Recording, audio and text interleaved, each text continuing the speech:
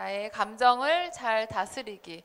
제가 이제 학생 파트를 하다 보니까 학생들하고 많이 만나는데 참 우리 학생들 너무 착하고 예뻐요. 참 친절하고 참 똘똘하고 참 너무너무 예쁜데 가끔 분노 조절을 못하는 학생들이 있어요. 막 욱해갖고 막.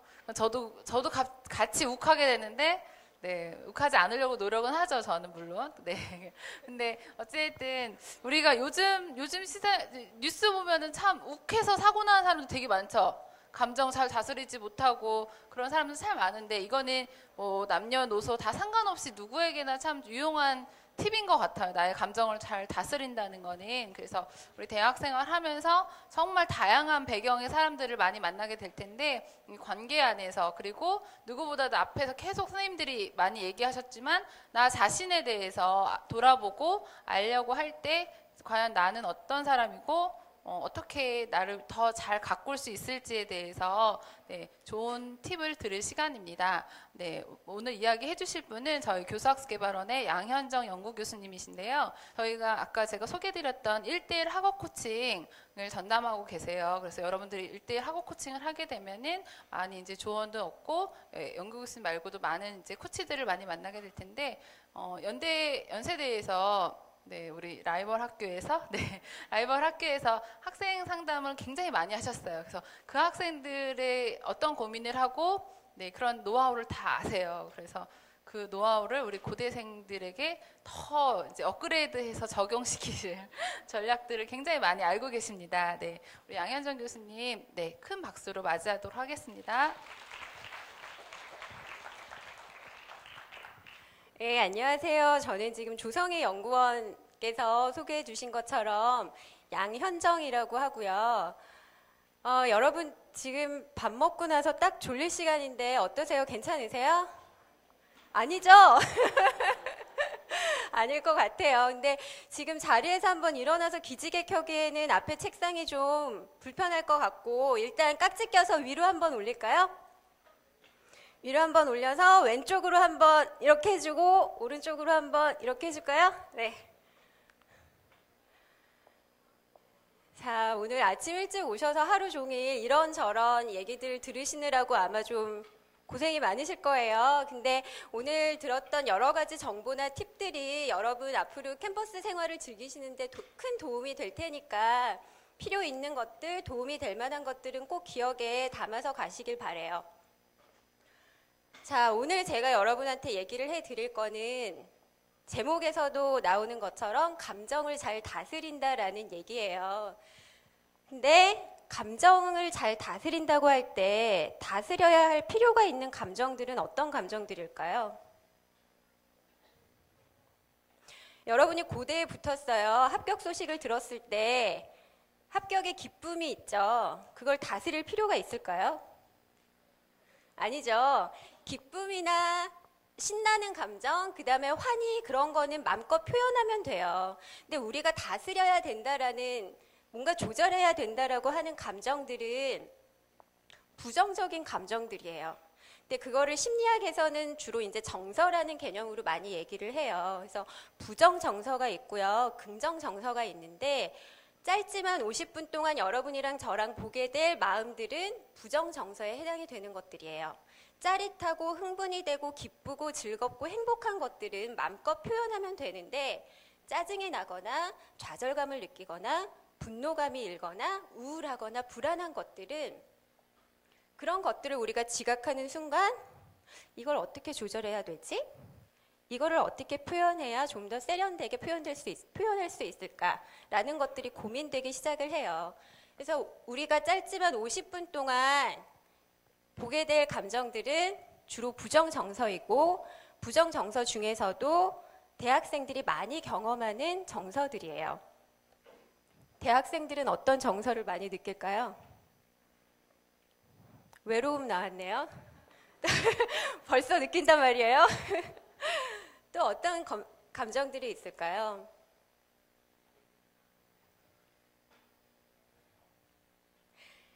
자, 다음 슬라이드를 한번 볼게요. 2004년 8월에 미국의 시사 주간 잡지인 뉴스위크에 어떤 얘기들이 있었냐면 대학생들이 왜 우울할까?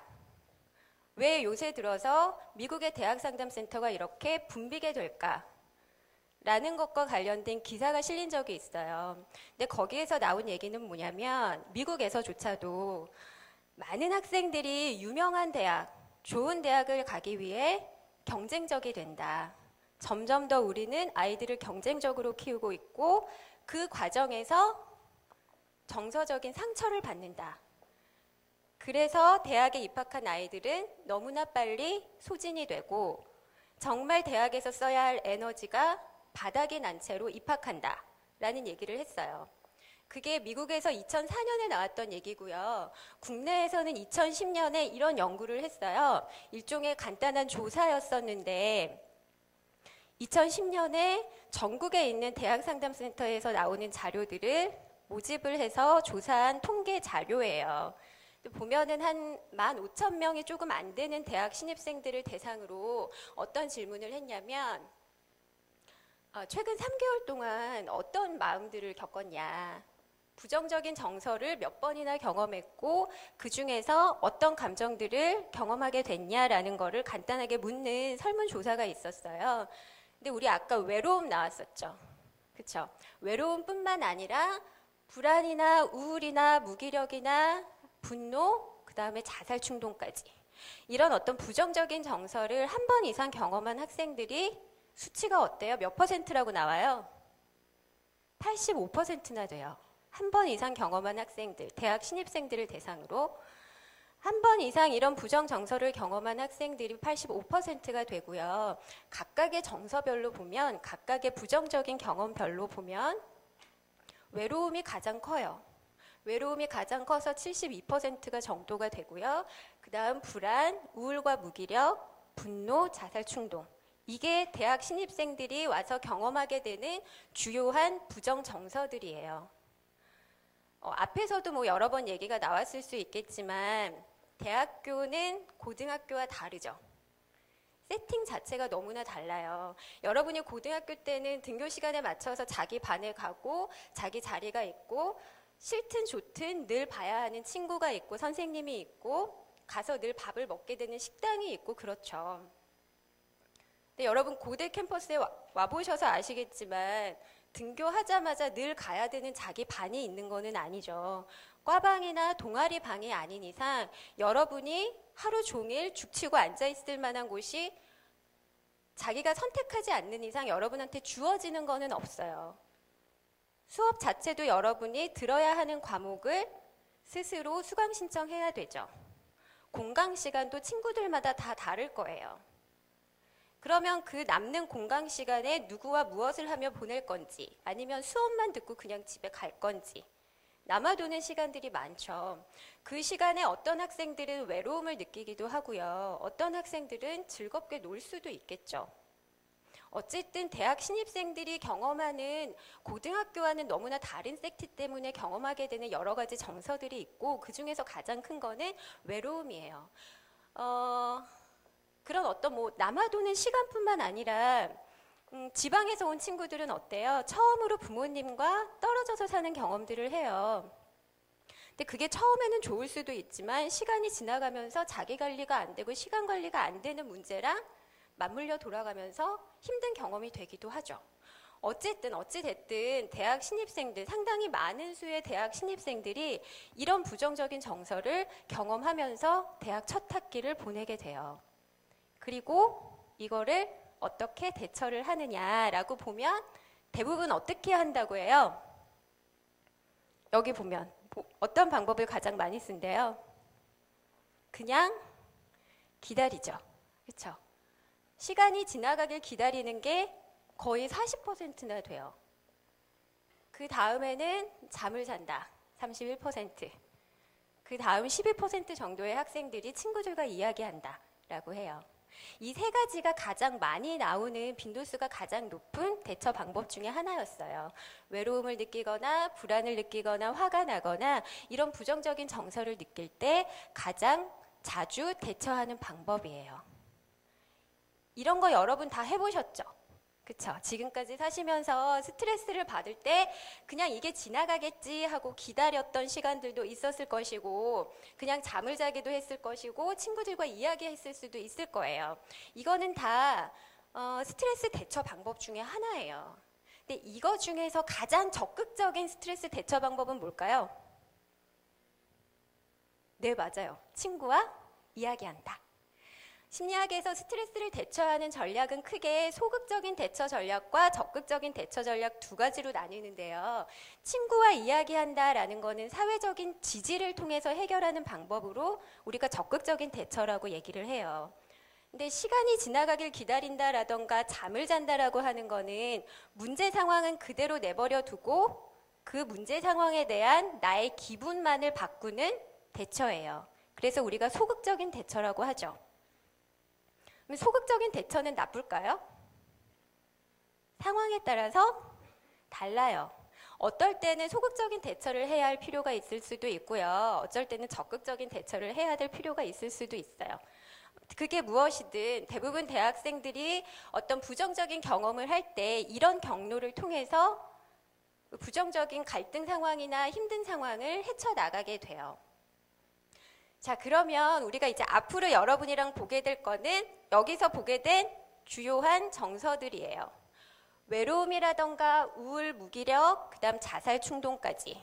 요 세 가지는 사실 우울이라는 정서로 묶일 수 있는 증상들이에요. 그 다음 불안이라는 게 있을 수 있고 분노라는 게 있을 수 있죠. 우울, 불안, 분노. 아주 대표적인 부정 정서 세 가지예요. 요거는 비단 대학 신입생뿐만 아니라 4년 내내 여러분들이 학교를 다니시다 보면 느끼게 될 만한 정서고 대학 생활뿐만 아니라 평생을 통해서도 많이 느끼게 되는 감정들이죠. 근데 이것들을 어떻게 처리를 할 것이고 어떻게 대처를 할 것이냐라는 거에 대해서 아주 자세하게 이 시간에 다 다룰 수는 없지만 우울이나 불안이나 분노라는 게 과연 어떤 모습이고 이런 것들이 내가 살면서 느껴질 때 어떻게 하는 게 좀 도움이 될까 이런 걸 우리가 짤막짤막하게 한번 봐보도록 할게요. 자, 울적한 마음이 바로 우울이죠. 그래서 우울해지는 순간들을 여러분이 한번 떠올려 보세요. 기분이 처지고 우울한 순간들. 한 번도 없었던 친구들은 아마 없을 거예요. 그쵸? 뭐 여기 있는 얘처럼 소개팅을 해서 마음에 들어서 애프터 신청을 했는데 이런저런 거절을 당했다거나 아니면 전혀 준비를 하지 않고 수업에 들어갔는데 교수님이 나한테 콜드콜을 해서 내가 지목을 당했어요. 근데 너무나 엉뚱한 대답을 했고 제대로 말도 못하고 버벅댔어요. 그런 상황이라면 사실 의기소침해질 수 있겠죠. 그쵸? 그리고 대학 첫 학기인데 학사 경고를 받았어요. 아침에 입학처장님께서 말씀하시기를 대학 첫 학기는 많은 경험을 하기 때문에 학점이 낮을 수 있고 그것 때문에 위축되지 말아라 라고 얘기를 하셨죠. 맞아요. 그쵸? 근데 낮다 못해서 학사 경고를 받게 되면 그래도 좀 좌절감이 밀려오겠죠.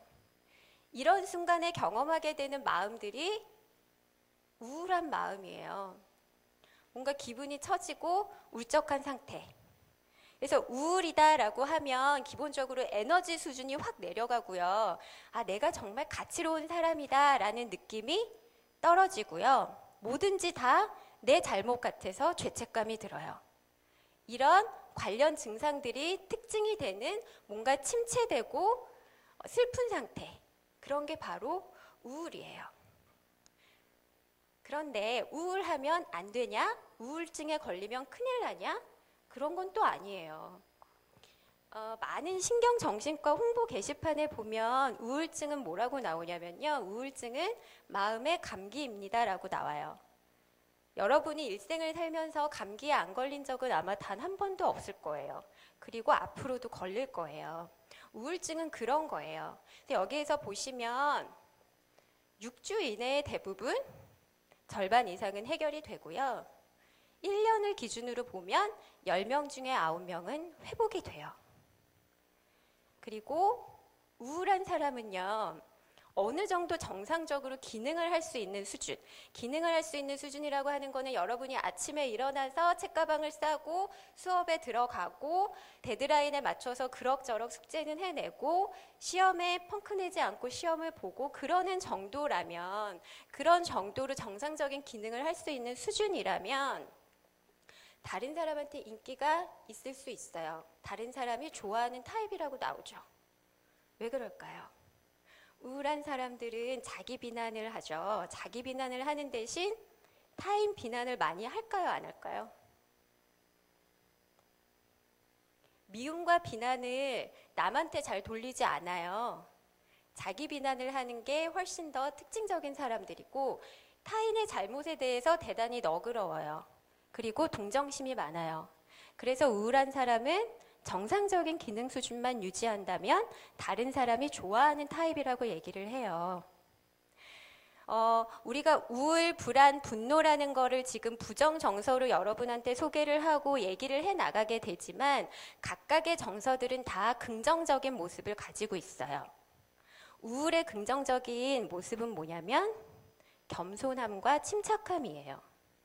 우울과 반대되는 증상은 우리가 조증이라고 하는 증상인데 조증이 되면 자기가 제일 잘났고 전혀 침착하지 못하죠. 근데 반면 우울한 사람은 겸손하죠. 잘못에 대해서 타인을 비난하지 않기 때문에 기본적으로 겸손함과 침착함이 있어요. 그래서 정상적으로 기능할 수 있는 우울 상태라면 충분히 긍정적인 기능을 가지고 있어요.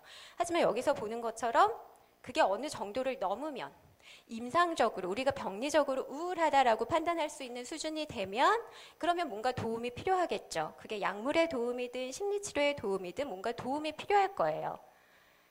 근데 그렇지 않은 상태라면 얼마든지 여러분이 일상생활에서 경험할 수 있는 거고 경험하다가 흘러갈 수 있는 정서라는 거예요.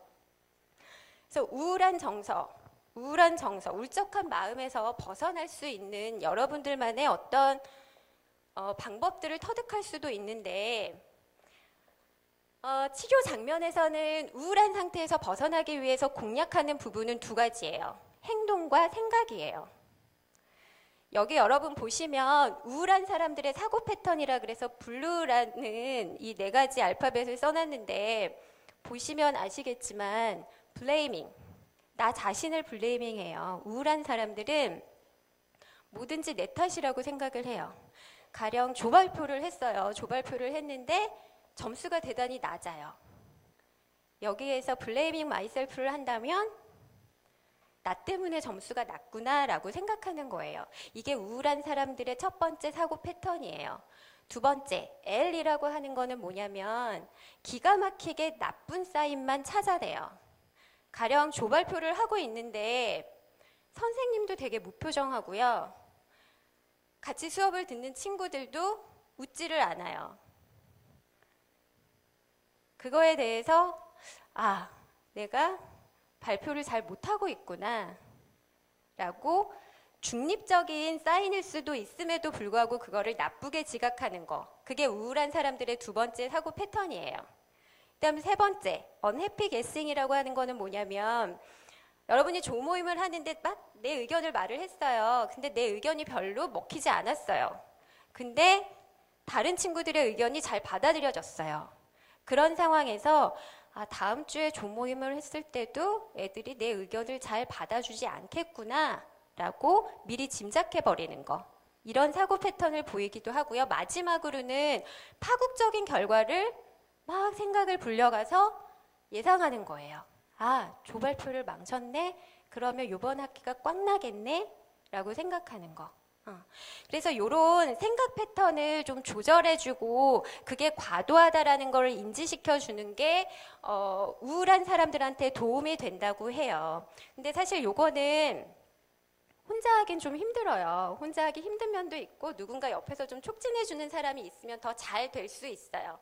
혼자서 자기 생각을 찾기란 쉽지 않을 수도 있거든요. 그래서 혼자 하기에 더 편한 거는 사실 뭐냐면 그게 무엇이든지 간에 일단은 기분을 좋게 만드는 행동을 하는 거예요. 활동을 하는 거예요. 그래서 여기 그래프를 보시면 첫 번째는 뭐가 있어요? 말하기가 있죠. 친구나 가족에게 말하기. 상당수의 사람들은 이런 활동을 통해서 기분이 좋아지는 경험을 해요. 그리고 음악 듣기, 기도, 명상, 그다음 또 하나 중요한 게 뭐냐면 도움이 필요한 사람을 도와주는 거예요. 사실 나도 좀 울적해서 도움이 필요하지만 그럼에도 불구하고 도움이 필요한 누군가를 도와주는 것 자체만으로도 자신감이 높아질 수 있어요.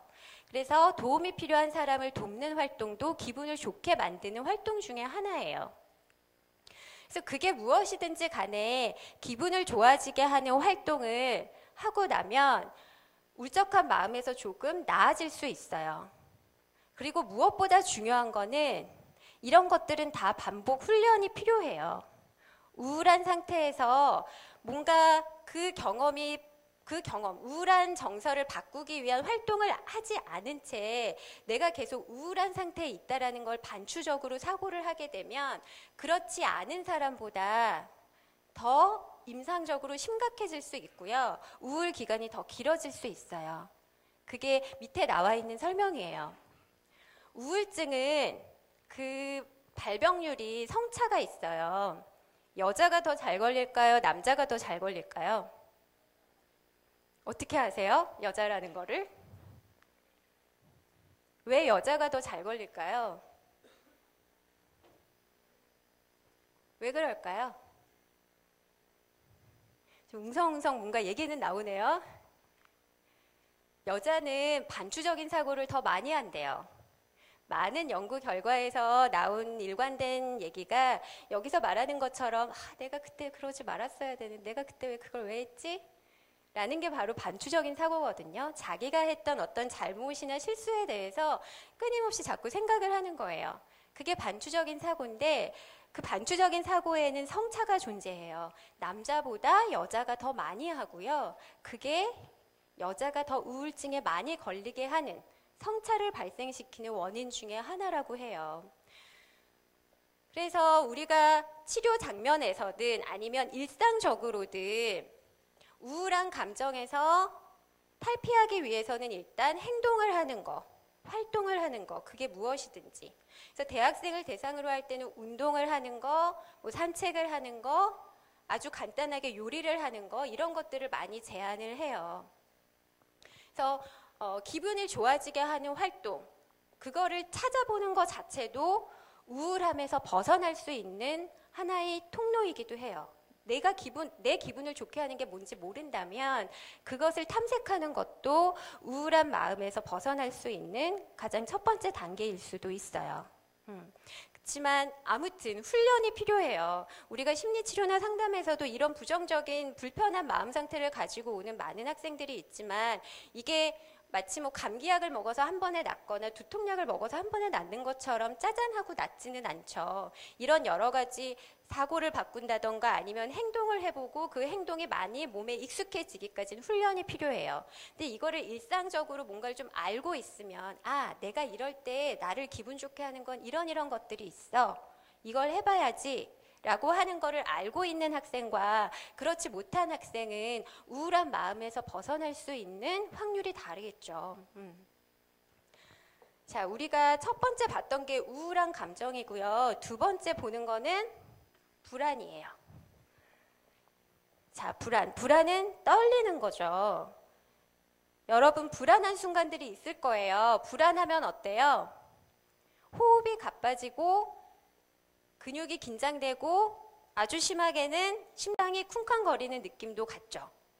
여기 얘들을 보면 비가 많이 오는 날 차가 빗속에서 미끄러져서 거의 길에서 벗어날 것 같은 순간, 그 다음에 교수님이 아무런 예고 없이 갑자기 퀴즈를 본다고 할 때, 혹은 여친이나 남친이 다른 사람과 다정하게 걸어가는 걸 볼 때, 이럴 때 뭔가 쿵 하죠. 그쵸? 이렇게 뭔가 쿵 하는 그 순간에 우리한테 올라오는 그 감정이 바로 불안이에요. 불안이라는 거는 위험하다는 막연한 느낌이에요. 그리고 그 불안이 공포로 느껴질 때도 있죠. 불안과 공포는 같은 거예요. 공포 반응도 사실 불안 반응이죠. 불안 장애의 큰 불안 장애 중에 하나로 들어갈 수 있는 거예요. 불안이든 공포든 뭔가 순간적으로 심장이 쿵 하는 것 같은 그 느낌, 위험하다는 막연한 느낌이 불안이에요. 자, 근데 불안도 마찬가지죠. 불안하면 안 될까요? 여러분 살면서 불안하지 않았던 순간 있으세요? 나는 여태껏 한 번도 불안을 느낀 적이 없어요 라는 학생은 아마 아무도 없을 거예요. 누구나 살면서 우울한 순간을 경험하는 것처럼 불안한 순간도 누구나 경험하게 돼요. 근데 이 불안이라고 하는 거는 인간에게는 대단히 적응적인 정서 중에 하나예요. 여기 보면 위험이 닥쳤을 때 너 도망가, 너 빨리 준비해 라고 신호음을 보내는 게 바로 불안이에요. 그렇기 때문에 불안은 인간에게 대단히 적응적인 정서 중에 하나예요. 적응적인 모습을 가질 수 있는 게 이런 예죠. 비바람이 불면 차 사고가 날 수도 있으니까 조심해서 운전하게 되는 거, 수업에 들어가기 전에 미리 조금은 예습을 하게 되는 거, 시험 기간에 주위에 유혹이 많지만 그럼에도 불구하고 좀 공부를 하게 되는 거, 이런 것들은 어느 정도의 내가 불안이 있고 각성 수준이 올라갔기 때문에 가능한 것들이거든요. 그래서 여기 보시면 여키스 돕슨 곡선이라는 게 있는데 불안 수준이 어느 정도일 때 가장 수행 수준이 높다고 나와요. 그래프를 보면. 중간이죠. 그렇죠? 불안이 가장 높고 불안이 가장 낮을 때는 성취 수준, 수행 수준이 어때요? 여러분 졸립죠? 서서히 다시 졸립죠? 그쵸? 자, 다시 한번 그래프를 봐보세요. 도움이 될 거예요. 여기 보면 각성 수준이 중간 수준에서 수행 수준이 가장 높아요. 이 말은 불안이 너무 없어도 성취 수준은 낮고요. 불안이 너무 높아도 성취 수준은 낮아요. 어느 정도의 불안은 인간을 적응적으로 키워줘요. 근데 문제는 아까도 말한 것처럼, 우울에서도 말한 것처럼 과도한 불안이죠. 불안이 너무 커지면 나를 괴롭히고 나를 고통스럽게 해요. 자, 발표 불안 어떨까요? 열심히 준비했지만 발표 불안이 있으면 내가 준비한 거를 다 표현하지 못해요. 대인 불안, 친구를 사귀고 싶고 데이트를 하고 싶지만 대인 불안이 있으면 가까이 다가갈 수 없어요. 시험 불안, 내가 열심히 공부했지만 시험 당일에 머리가 하얗게 백지가 되는 상태가 되면 내가 외운 거, 내가 기억하고 있는 걸 하나도 끄집어낼 수 없어요. 그렇기 때문에 과도한 불안은 분명히 나를 불편하게 하죠. 그래서 이런 과도한 불안이 된다면 약물의 도움을 받을 수도 있고요. 심리적인 치료의 도움을 받을 수도 있죠. 근데 그거 말고 우리가 일상생활에서 경험하게 되는 작은 불안들이라면 그것도 우리가 얼마든지 훈련을 통해서 좀 헤쳐나갈 수 있어요. 여러 가지 불안을 대처하는 여러 가지 방법들이 있는데요. 그중에 좀 일상생활에서 할 수 있는 방법 몇 가지를 여러분한테 소개를 해드리면 첫 번째는 걱정하는 시간을 계획하는 거예요. 잡생각이 너무 많아서 시험 공부에 집중이 안 돼요. 이럴 때는 어떤 방법들을 하냐면 50분 공부하고 10분 몰아서 걱정하세요 라고 해요. 그리고 그게 익숙해지면 2시간 공부하고 15분 몰아서 걱정하세요. 그게 좀 더 익숙해지면 하루 중에 점심 먹고 나서만 30분 걱정하세요. 이런 것들을 해요. 근데 이런 거는 실제로 혼자서도 할 수 있는 전략들이에요. 이렇게 걱정을 계획하면 계획하지 않은 시간에 마구잡이로 일어났던 걱정거리나 부정적인 생각들은 점점 커지거든요. 그런 걱정이 커지면 나를 압도해요. 나의 일상생활을 방해하고 나의 일상을 압도해요. 근데 걱정을 계획해서 짜투리 시간에 하면 압도당하는 느낌에서 조금은 수월해질 수 있어요. 두 번째도 사실은 마찬가지예요. 헤이 스탑이라고 하는 생각 중지법은 부정적인 생각이나 걱정거리가 시작되는 그 지점에 그만이라고 외치는 거예요. 나 혼자일 때는 크게 외치고요. 혼자일 때는 속으로 외쳐요. 그리고 이거는 생각이 일어나는 시작 시점에 해야 효과가 좋아요. 생각이 이미 많이 커져서 눈덩이처럼 불어난 다음엔 이거를 하면 그만해도 사라지지 않아요. 근데 생각이 시작되는 그 시작 시점에 그만하면은 훨씬 더 효과가 좋아요.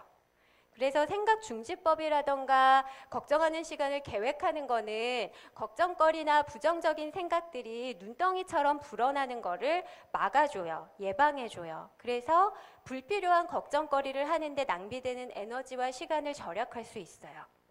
세 번째도 비슷한 맥락인데 사고 간섭을 처리한다라고 하지만 사고 간섭도 쉽게 말하면 그냥 걱정거리예요. 이런 걱정거리들을 처리하는 나름의 의식을 갖는 거예요. 이미 여러분들이 중고등학교 때 했을 수도 있고요. 처음 듣는 학생도 있을 거예요. 요거는 걱정거리들을 종이에 적어요. 종이에 적어서 찢어버리기도 하고 쓰레기통에 버리기도 하고 불태워 버리기도 해요. 실제로 상담 시간에는 어떻게 하냐면 걱정거리들을 적은 종이를 봉투에 넣어서 풀칠해서 봉투를 봉하고 상담 선생님한테 주고 상담실을 떠나요. 이런 의식들을 거치면서 걱정거리가 나한테서 떠나가는 그런 어떤 나름의 의식을 통해서 걱정과 분리되는 경험을 하기도 해요. 여러분 혹시 광고 중에 메리츠 화재의 걱정 인형이라는 광고 보신 적 있으세요? 그쵸? 걱정 인형은 사실 요 사고 간섭 처리하는 거에 대표적인 예예요. 걱정 인형이 메리츠 화재에서 그렇게 나왔지만 원래 중미에 있는 과테말라라는 나라 아시죠? 그 과테말라의 아주 오래된 전통 중에 하나예요. 그래서 나무 조각이랑 남은 천을 가지고 걱정 인형을 만들고요. 과테말라의 아주 어린 아이들은 잠들기 전에 그 걱정 인형한테 자기의 걱정거리 중 하나를 털어놓죠. 그리고 그 걱정 인형을 자기 베개 밑에 넣어놓고 자요. 그러면 밤새 그 걱정 인형이 그 아이의 걱정을 데려가 준다는 그런 어떤 풍습이에요. 그래서 그 다음날 아침에 조금은 산뜻하고 조금은 개운한 마음으로 일어날 수 있는 거. 이게 바로 걱정 인형과 관련된 그 전통이거든요. 그것도 바로 사고 간섭을 처리하는 것 중에 하나예요. 이런 식으로 걱정거리나 나의 부정적인 생각들을 나와 분리시키는 작업들을 통해서 조금은 불안이나 불필요한 걱정, 부정적인 생각들로부터 조금은 멀어질 수도 있어요. 자, 그리고 대표적인 불안 조절법 중에 하나는 긴장 이완법이라고 하는 건데 여기에는 심상법도 있고 호흡법도 있어요. 여러분 아침에 처음 들어오실 때 종이를 하나 받으셨을 거예요. 그거 중에 긴장 이완법에서 호흡이라는 게 있죠.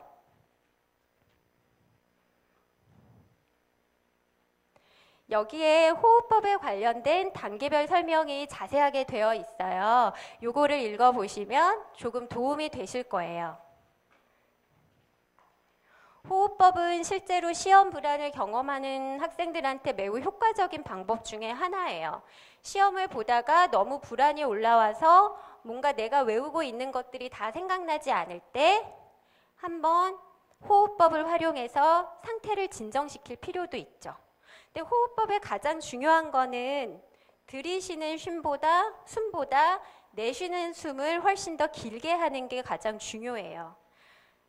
3번 쉴 동안 숨을 들이마셨다면 10번 세는 동안 숨을 내쉬는 거. 그런 호흡법을 통해서 여러분이 진정된 마음의 상태를 다시 찾아올 수가 있어요. 그리고 심상법이라고 하는 거는 여태껏 자기가 살면서 자기한테 가장 편안한 경험을 주는 이미지들이 있죠. 그게 바닷가의 풍경일 수도 있고요. 애완동물과 같이 있는 모습일 수도 있고요. 뭐 숲속에 있는 경험일 수도 있어요. 그런 장면들을 떠올리면서 마음의 어떤 고요한 상태를 다시 찾는 거, 이런 것도 긴장 이완법 중에 심상법 중에 하나예요. 이런 것들을 통해서 여러분이 뭔가 떨리는 마음, 진정이 안 되는 불안한 마음, 이런 것들을 조금은 가라앉힐 수도 있어요. 자, 지금 2가지 정서 뭐 했죠? 우울이랑 불안 2가지 했죠. 이제 뭐가 남았죠? 분노가 남았죠. 자, 우울의 긍정적인 모습은 어떤 거예요? 겸손함, 그리고 침착함. 그쵸? 에너지 수준이 낮은 대신 침착한 모습을 보일 수 있어요. 불안함의 긍정적인 모습은 뭐죠? 조심하는 거. 그쵸? 조심스럽고 신중하고 미리미리 준비할 수 있는 거. 그래서 우울이든 불안이든 그게 정도를 넘지 않으면 우리에게 필요한 정서예요. 우리를 겸손하게 해주고 침착하게 해주고 조심스럽게 해주고 신중하게 해주고 미리미리 대비하고 준비할 수 있게 해줘요. 그래서 우울과 불안이 있더라도 그거를 가지고 충분히 살아갈 수 있어요. 단 그 수준이 내가 주관적으로 경험하기에 너무 고통스럽거나 나의 일상생활을 하기 힘들 만큼 어렵게 하면 뭔가 도움이 필요하다거나 아니면 나 스스로라도 그거에 대처할 만한 자원들을 찾아야 돼요. 자, 이제 마지막이 분노예요. 분노도 긍정적인 기능이 있을까요? 분노, 공격성. 언론에서 뭐 반사회적 성격 장애든 뭐 여러 가지 얘기를 하죠. 분노와 관련된, 공격성과 관련된 얘기를 하죠. 분노라는 감정, 화가 나는 감정, 공격하고 싶은 마음. 이것도 긍정적인 모습이 있을까요? 어떨까요? 있겠죠. 그쵸? 그게 무엇이든 있을 거예요. 사실 우울이라고 하는 것도요, 분노와 떨어져 있지 않아요. 정신분석학자 중에 가장 유명한 사람, 여러분 아는 사람 한 명 있어요? 누구죠? 누구죠? 프로이드죠. 그쵸? 프로이드는 우울에 대해서 어떻게 설명을 했냐면요. 공격성이, 분노가 누구한테 가는 거예요? 나한테 가는 거예요. 자기 자신한테 가는 거예요. 사실 그래서 분노와 우울은 그렇게 다르지 않은 감정일 수도 있고요. 그 다음 청소년, 후기 청소년, 초기 청소년, 그 다음 여러분도 후기 청소년과 성인기에 왔다 갔다 하는 지점에 있죠. 요맘때 나타나는 분노의 양상은 그 뒷면을 보면 대단히 침체된 우울감이 있다고 나오기도 해요. 그래서 청소년기에 하는 여러 가지 반항적인 행동이라던가 적대적인 행동의 이면에는 깊은 우울감이 있기도 해요. 그래서 분노는 우울이랑 비슷한 부분도 있어요. 하지만 모습은 어때요? 너무 다르죠. 우울은 에너지가 없는 것 같은데 분노는 에너지가 폭발하는 것 같죠. 근데 분노, 화를 불러일으키는 데에는 몇 가지 조건들이 있어요. 그냥 화가 나지는 않아요. 여러분 언제 화가 나요? 언제 화가 나요? 네? 뭐라고요? 잠을 못 잘 때요? 네, 그쵸. 그럴 때도 화나죠. 왜 화나죠? 잠자야 되는데, 잠 자고 싶은데, 나의 욕구와 맞지 않은 뭔가가 있을 때 화가 나죠. 그쵸?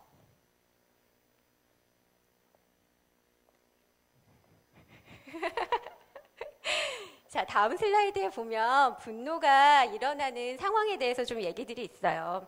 아까 지금 친구가 말해준 것처럼 잠을 자고 싶은데 못 자는 상황. 그거는 뭔가 내가 해야 되는 게 있다라고 생각을 하는데 그거에 기대치와 어긋날 때 화가 일어나기 쉬워요. 약속을 했으면 제 시간에 와야지라는 생각이 드는 순간들. 그러면 화가 날 수 있죠. 거기에다가 그 화를 불러일으키는 상황 플러스 그 상황에 내 생각이 부정적으로 덮여지면 또 화가 올라갈 수 있어요. 약속을 했는데 제 시간에 와야지 내 시간은 남아 도는 줄 아나? 얘가 나를 우습게 보네? 이런 생각이 연결되면 화의 수준이 더 올라가겠죠. 그리고 전화를 했는데 통화가 안 돼요. 내가 통제할 수 없는 상황이 되면 또 화가 올라가요.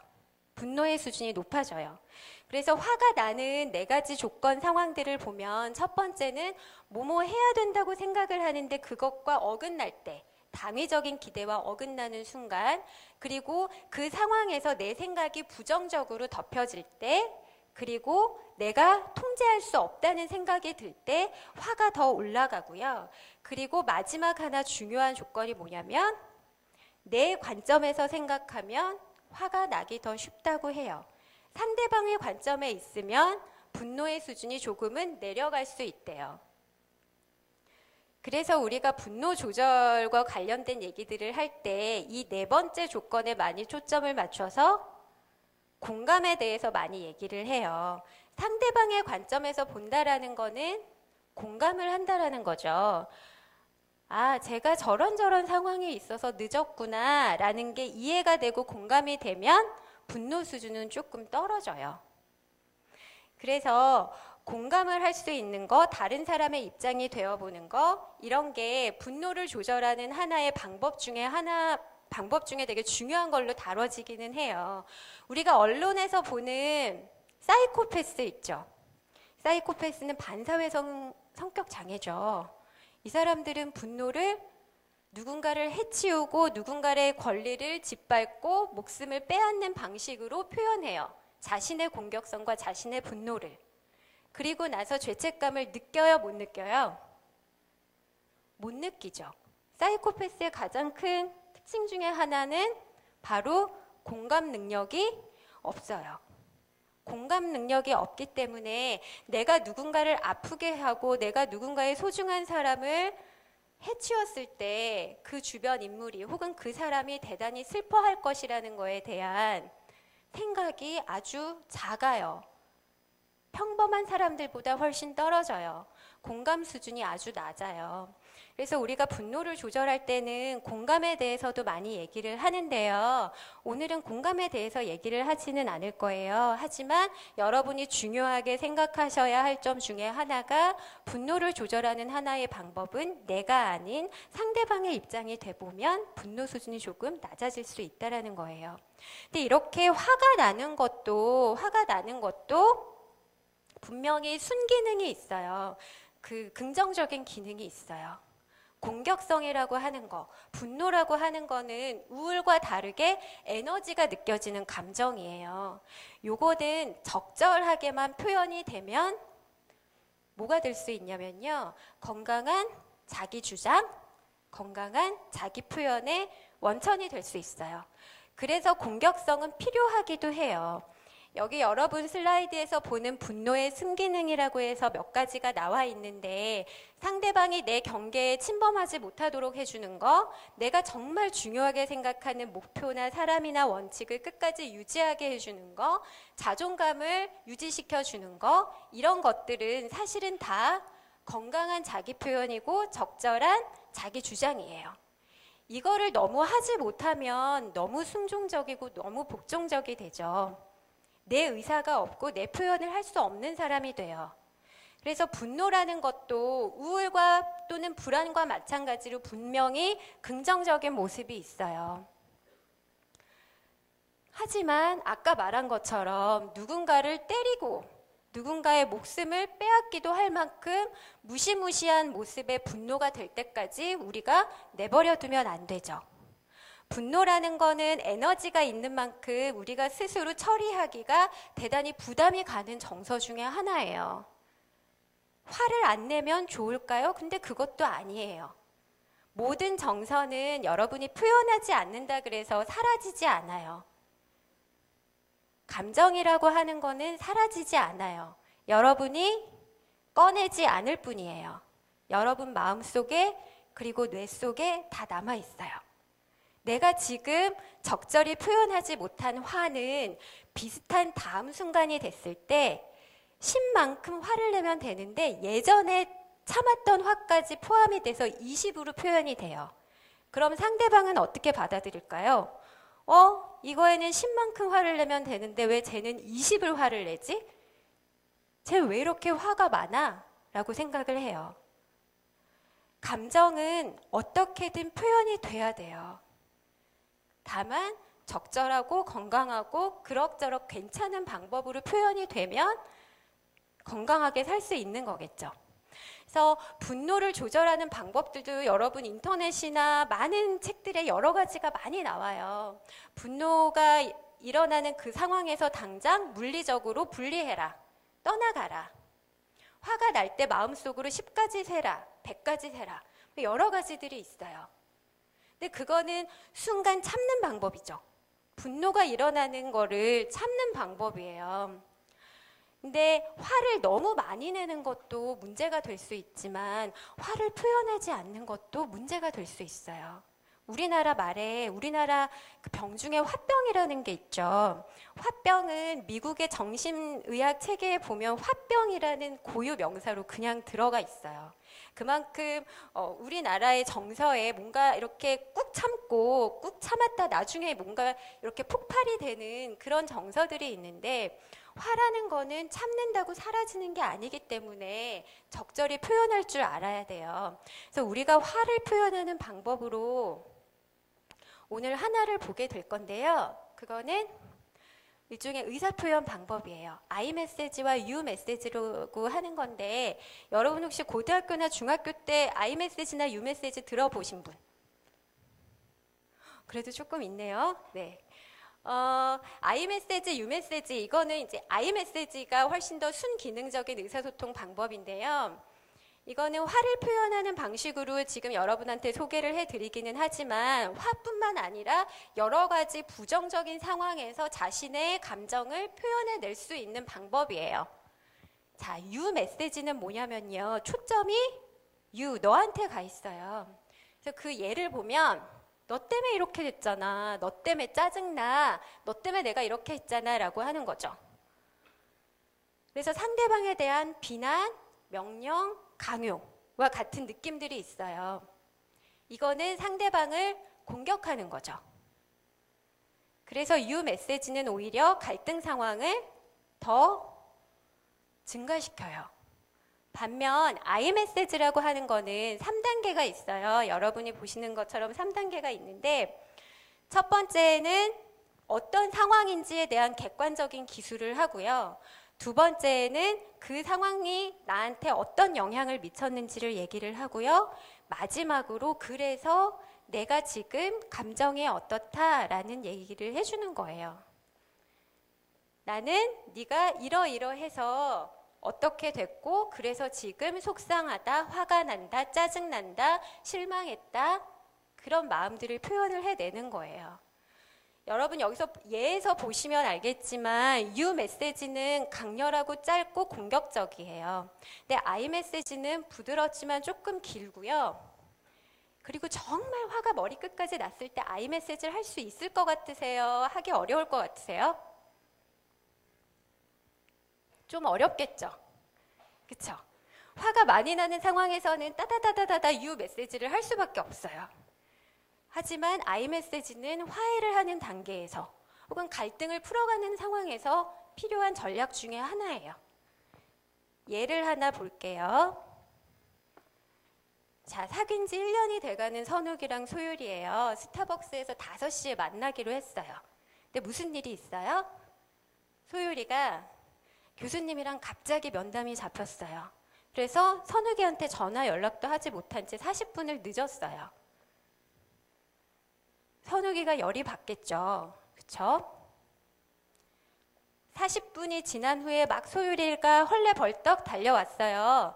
정상적인 소율이라면 뭐라고 할까요? 선욱이한테. 미안해 하겠죠. 그쵸? 이 상황에서 미안해 하지 않는다면 그건 소율이가 좀 이상한 거겠죠. 근데 미안해 하는 소율이를 두고 선욱이가 두 가지 반응을 할 수 있어요. 하나는 U 메시지를 할 거고요. 하나는 I 메시지를 할 거예요. U 메시지를 한다면 자, 너한테 초점이 맞춰져 있다고 했죠. 비난과 공격성과 강요와 명령이 들어가는 어조들이에요. 야, 너 왜 이렇게 늦어? 짜증나 죽을 뻔했다. 나 기다리게 하는 게 너 취미지. 자, 이거를 이어서 말을 해볼게요. 야, 너 왜 이렇게 늦어? 짜증나서 죽을 뻔했어 진짜. 나 기다리게 하는 게 너 취미지. 내가 너 알아봤다. 여기까지 하면 소율이는 어떨까요? 여러분이 소율이라면 어떻게 하시겠어요? 뭐라고 하시겠어요? 미안했었죠. 처음에는 미안했었어요. 막 달려왔을 때 40분이나 지나서 막 달려왔을 때 선욱이한테 미안했어요. 그래서 미안했거든요. 근데 선욱이가 막 이렇게 따다다다 유메시지를 던져버리면 소율이도 받아치고 싶죠. 그쵸? 야, 너는 남친이 돼서 그것도 못 기다리냐? 40분이나 연락이 안 됐다가 이렇게 멀쩡한 몸으로 왔으면 네가 감사해야 되는 거 아니야? 뭐 이런 식으로 나올 수 있죠. 그쵸? 자, 유 메시지는 아까도 말했지만 공격이에요. 우리 인간은 대단히 이성적이고 합리적으로 키워진 것 같지만 우리의 뇌 속에는 대단히 동물적인 특징이 구석구석 남아 있어요. 그거 중에 하나가 뭐냐면 공격을 받으면 나도 공격하거나 방어하거나 둘 중에 하나를 선택해요. 모든 야생 밀림의 동물들을 보면 공격을 당할 땐 두 가지 수단 중 하나를 택하죠. 도망가거나 공격하거나. 인간도 마찬가지예요. 이렇게 공격을 당하면 미안했던 마음이 있다가도 받아치고 싶거나 아니면 구구절절 방어적인 태세로 변명을 하게 돼요. 그러면 관계는 좋아질 수 없겠죠. 그렇죠? 5시에 만나기로 했는데 5시 40분에 도착했고 이런 뉴 메시지를 받았다면 6시 반 전에 헤어지겠죠. 그쵸? 집으로 가겠죠. 자, 근데 이제 아이 메시지를 해볼게요. 소율이가 왔어요. 오자마자 미안해 해요. 근데 선욱이도 많이 열이 받았어요. 많이 열이 받았어요. 전화를 계속했는데 아무런 그 통화가 안 됐기 때문에 열이 받은 상황이에요. 하지만 조금 참고 이렇게 얘기를 했어요. 네가 늦어서 내가 너무 오래 기다렸어. 연락도 안 되고 그래서 좀 내가 짜증이 났어. 라고 했어요. 그럼 소율이가 뭐라 그럴까요? 정말 미안하다라고 하겠죠. 정상적인 소율이라면. 그쵸? 그러면 좀 더 관계가 부드럽게 이어질 수 있겠죠. 그래서 우리가 불편할 때, 부정적인 감정이 있을 때 이거를 조금은 더 관계에 도움이 되는 측면으로 전달할 수 있는 방법 중에 하나가 바로 아이 메시지예요. 근데 아까도 말했지만 정말 화가 머리 끝까지 났을 때는 아이 메시지를 사용하기 힘들어요. 그럴 때는 누구나 거의 다 100% 유 메시지를 던지죠. 따다다다다다 비난을 해요. 아까 선욱이가 그랬겠죠. 그랬던 것처럼. 근데 집에 가서 돌아가서 생각을 해보니까 조금 심한 것 같기는 해요. 그러면 그날 저녁이 됐을 때 화해를 하기 위해서 전화를 해요. 전화를 할 때는 조금 맨정신이 돌아왔을 상태고 그때 사용할 수 있는 의사소통 전략은 아이메시지 방법이죠. 아까는 너무너무 화가 나서 일단 너한테 그렇게 심하게 퍼부었는데 그건 내가 잘못한 것 같다. 하지만 아까는 연락이 되지 않은 채 너무너무 오래 기다리게 되니까 걱정도 되면서 걱정만 되는 게 아니라 화도 나더라. 그런 식으로 아이 메시지에 맞는 단계대로 조금 자신의 감정을 표현을 해주면 소율이도 훨씬 더 녹록한 마음으로 받아들여 줄 수 있고 정말 더 미안해 하겠죠. 아까는 유메시지를 받았을 때는 미안한 마음이 있었음에도 불구하고 받아치고 싶고 공격하고 싶고 변명하고 싶은 마음이 들었겠지만 아이 메시지를 받게 되면 그런 마음이 조금은 줄어들 수 있어요. 덜 방어적이 되고 덜 공격적이 될 수 있겠죠. 이런 것들이 아까 그 대학 신입생 조사에서 나왔던 여러분들이 가장 많이 경험하게 되는 부정정서, 우울, 불안, 분노에 대한 얘기였고요. 많은 것들을 여러분한테 좀 소개를 해드리긴 했는데 도움이 되는 것들을 하나라도 건져가시면 될 것 같고 그리고 그것 중에서 좀 더 중요하게 기억을 하셔야 되는 것들은 우울이든 불안이든 분노든 분명히 긍정적인 기능이 있다라는 거예요. 우울함에는 침착함과 겸손함, 불안에는 조심스러움과 준비성, 그 다음 신중함, 분노에는 건강하고 적절한 자기 표현과 자기 주장, 이런 모습들이 긍정적으로 있는 정서들이기 때문에 우리가 그런 마음을 느낀다고 해서 무조건 그거를 떨쳐버리려고 애쓸 필요는 없어요. 그러면 사실 더 마음이 힘들어질 수도 있죠. 자, 마지막으로 여러분한테 한 장 보여드릴 슬라이드는 뭐냐면요. 교수학습 개발원에서 학업 코칭 프로그램이 있다고 여러분한테 아마 소개를 해 주셨을 거예요. 거기에서 보면 여러분이 만약에 학업 코칭 프로그램을 신청하시게 되면 KU학습 프로파일이라는 검사를 의무적으로 받게 되세요. 근데 그 검사는 고대생들만을 위해서 만들어진 학업 검사고요. 그 중에 한 꼭지로 학업 정서를 점검하는 부분이 있어요. 학업 정서를 점검하는 부분에서 여러분의 우울 상태, 여러분의 불안 상태, 그리고 학업적으로 얼마나 지쳤나, 얼마나 얘가 탈진이 됐나, 얼마나 얘가 무능감을 느끼나, 얼마나 이 친구가 학업에 대해서 냉소적으로 변했나, 이런 것들을 측정할 수 있는 검사 도구가 있기 때문에 여러분 졸업하시기 전까지는 적극적으로 한번 활용을 해보시고요. 아직은 학번이 안 나오셨죠? 학번이 나오시면 신청하실 수 있으니까 학번이 나오시면 신청을 하셔서 학업 코칭 프로그램의 여러 가지 검사들이나 아니면 여러 가지 상담적인 도움들을 받으셔도 괜찮으실 거예요. 자, 오늘 제가 말씀드릴 부분은 여기까지예요. 수고하셨어요.